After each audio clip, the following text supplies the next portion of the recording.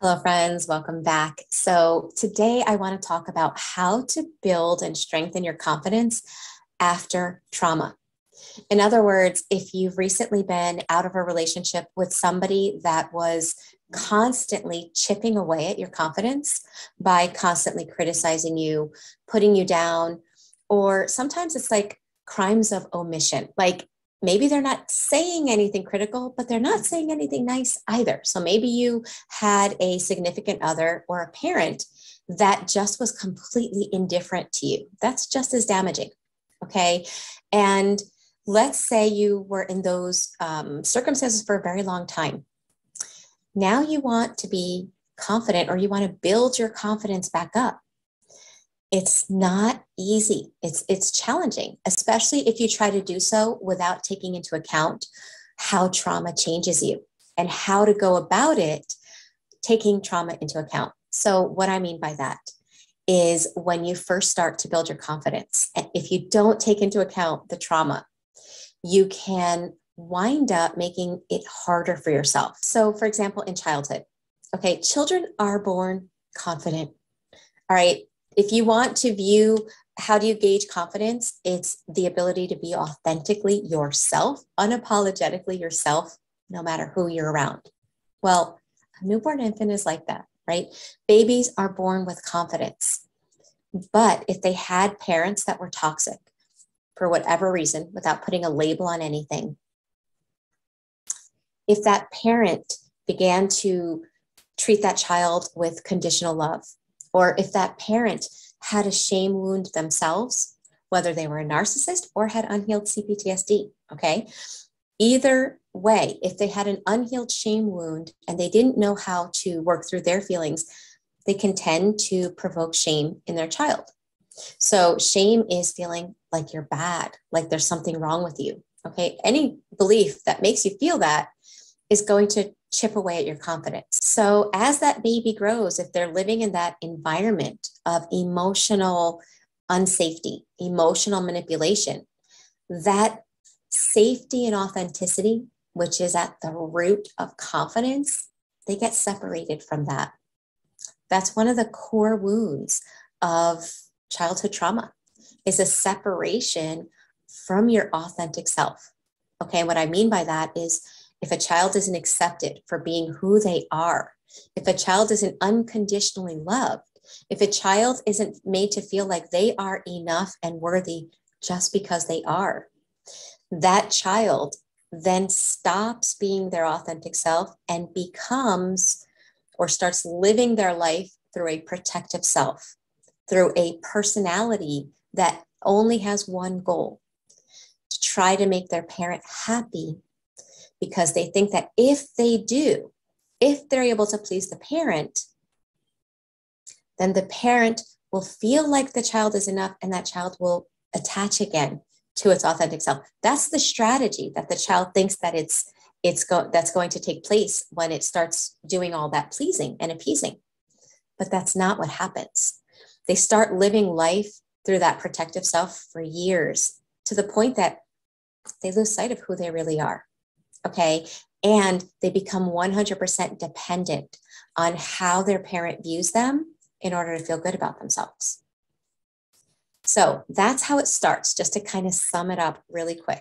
The same thing can happen in a long-term adult relationship. So now let's say that that child is out of that dynamic, or the adult is out of that relationship that had those same dynamics. And now you're trying to feel good about yourself because you were dependent on the external, or because I should say, not you were dependent, but you were conditioned and taught and trained to be dependent on how the other person saw you in order for you to feel good. You're trying to be confident, and you might be accidentally thinking that, okay, if other people like me, if other people accept me, if other people respect me, then I could feel good about myself. And then if I feel good about myself, then I can be confident. Let me know if that was or is something that you've struggled with, or a thought pattern that kind of you've gone through when trying to be confident. Okay, that was my thought pattern for a while. I didn't realize that I was doing that.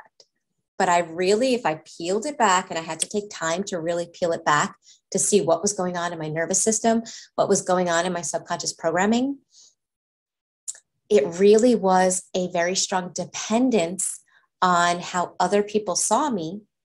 And then if they saw me a certain way, then I could feel good about myself. And then if I felt good about myself, then I could be confident. If then.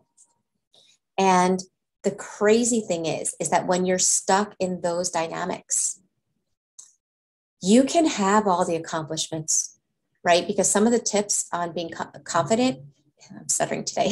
Some of the tips on being confident are look at all your accomplishments. You can have a ton of accomplishments and yet not feel confident if you're stuck in that.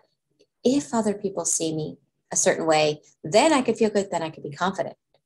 Because your brain won't even go to all of your accomplishments, or you'll look at them, but it doesn't provide you the same energy that you get when somebody outside of you validates you. So what I'm trying to say is when you are outside of trauma and now you want to rebuild your confidence, it really doesn't start from the outside in. Actually, it never should.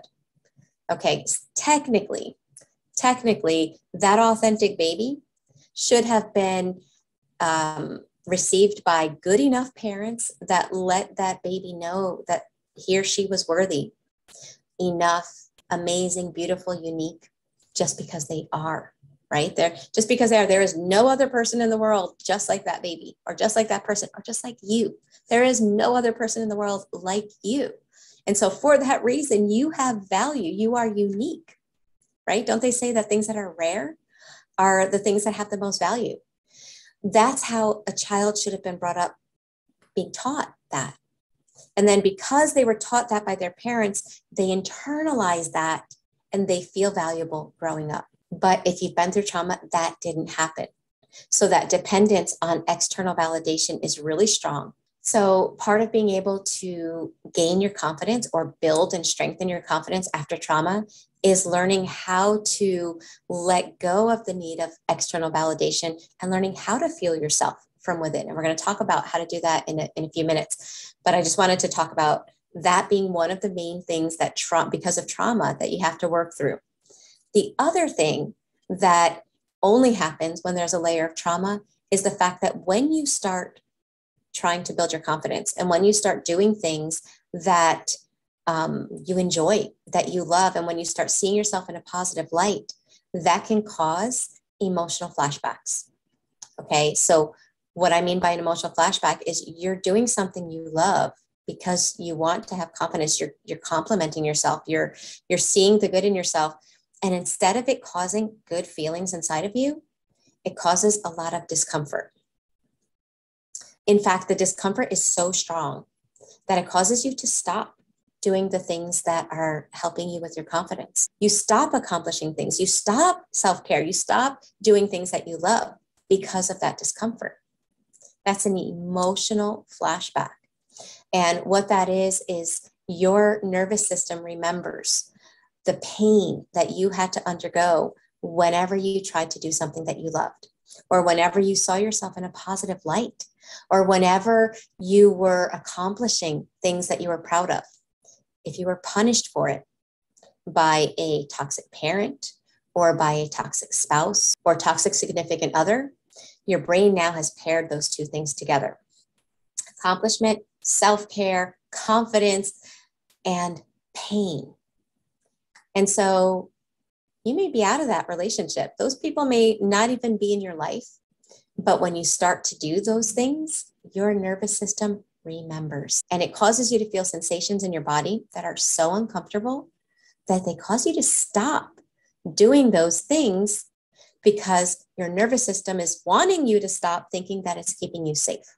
It's trying to help you to prevent you from feeling the pain that you felt all those times in the past. All right. So that being said, what are some things that you can start doing if you want to be confident? Okay. And I'm going to share with you what I did wrong. Okay. When I was trying to be confident, I wanted to be a confident person. I thought, well, if people saw me as confident, like I said, I know I'm repeating this because it's something that we do on accident and we don't realize we're doing it and it keeps us stuck. Okay. So I thought if people saw me a certain way, then I could allow myself to feel confident. Now, it's not that I said that. It's not like I was like, okay, if this happens, then that. No, these were things that were taking place in my subconscious. And I didn't understand that until I really paid attention. I started to be really self-aware of what was going on underneath the surface. Okay, so I'm thinking, okay, if this happens, then that. So I'm out and around people. And if I have that thought process, if they see me a certain way, then I can be a certain way. And whenever you're in that energy of, I need them to see me like this, you're never really 100% your authentic self, because you're so aware of how they're going to view you that you're constantly thinking of what you have to do, say, or think, or perceive, or what you can share, what you shouldn't share, because you don't want to offend either, that you're so aware of how they're going to perceive you that you're not fully being you. We can't be confident. We can't be fully confident people if our confidence is dependent on how somebody else sees us. Okay. So not only are you not showing up authentically, but on top of that, who's to say that person's perception is right? So you're putting all of your, I'm at a loss for words. All of your ability to value yourself in someone else's perspective. Like, who gives them the right to say that you have value? Think about that. Okay. Here's the other thing I did wrong. I wanted people to see me a certain way. I wanted them to see that I was a good person. I wanted them to see my value. I wanted them to see the kind of person I was. However, if you peered inside my mind and listened to what I said to myself, if I said to somebody else what I said to myself and then asked them, do you feel like I see you in a good light? I mean, clearly the answer would have been no. My self-talk was so bad. I wanted others to see the good in me, but I wasn't seeing the good in me. So just a few tips that will help you, whether you've gone through trauma or not, but especially if you've gone through trauma. The first thing is to start recognizing where you're showing up needing other people's validation. Okay, start identifying that in your life. Start bringing it into your conscious awareness, because until it's in your conscious awareness, it's like a program that plays without your consent, without your conscious consent. Okay, so that's the first thing. The second thing is to start paying attention to what you say to yourself. If you want people to respect you, do you respect you? If you want people to see your value, do you give you evidence that you have value? And one of the ways that we show that we have value is how we take care of ourselves, what we do for ourselves. Okay. And when you start doing these things, my dogs are playing. Anyway, when you start doing those things from the inside, you start filling your value gauge from within. And that's empowering. You're taking it away from that conditioned thought pattern that somebody else is in control of your value or seeing your value or worth. And you're empowering yourself from within. Another thing that's important to do, especially if you've been through trauma, is clarify your self-identity. Okay, because if you've been in a relationship with somebody that has told you you're this, you're that, and it's all negative and it's all disempowering and it's all horrible, if you've internalized that, well, your brain's job is to keep your self-identity your reality. So you need to go in there and find out what your self-identity is. Have you internalized how the other person sees you? Are you telling yourself the things that they told you? And you have to change and shift that and start seeing the things that you like about yourself. Just like when you're falling in love with someone and you love all those tiny little things that they do. I love the way they move their hand. I love this expression that comes over their face when they do this. I love how they think about others when they do that. And sometimes it's those tiny little things that really stand out and mean a lot. Well, find those tiny little things in you. And when you start doing those things, again, you're fueling yourself from within. Now, it can get uncomfortable. Like I said, those emotional flashbacks can kick on. For the sake of the time and the sake of this video, I don't have time to go into that as well. But part of working through trauma is learning how to work through those emotional flashbacks, the amygdala hijackings that cause your subconscious to pull you one direction while your conscious mind is trying to pull you in another. If you struggle with this, and you would see this in self-sabotage, right? Where you start to do things you like and then you fall back again. Then you start and then you fall back again. That's your conscious mind and your subconscious mind just completely out of harmony. If you're struggling with this and have been struggling for it for a long time, make sure you check out the Thriver School of Transformation. I mention it in every one of my videos now because it is a powerful resource that is designed to help you to learn how to not only make changes in the moment, but to create them in a lasting way so that you can create the life that you want and become the person that you really are instead of who the trauma turned you into. The doors of enrollment close the 31st of December for 3 months. So if you want to start 2022 with us, we meet live weekly on Zoom. We work through it together as a beautiful international group of people that are on the same journey. If you want to join us, make sure you do so by the 31st.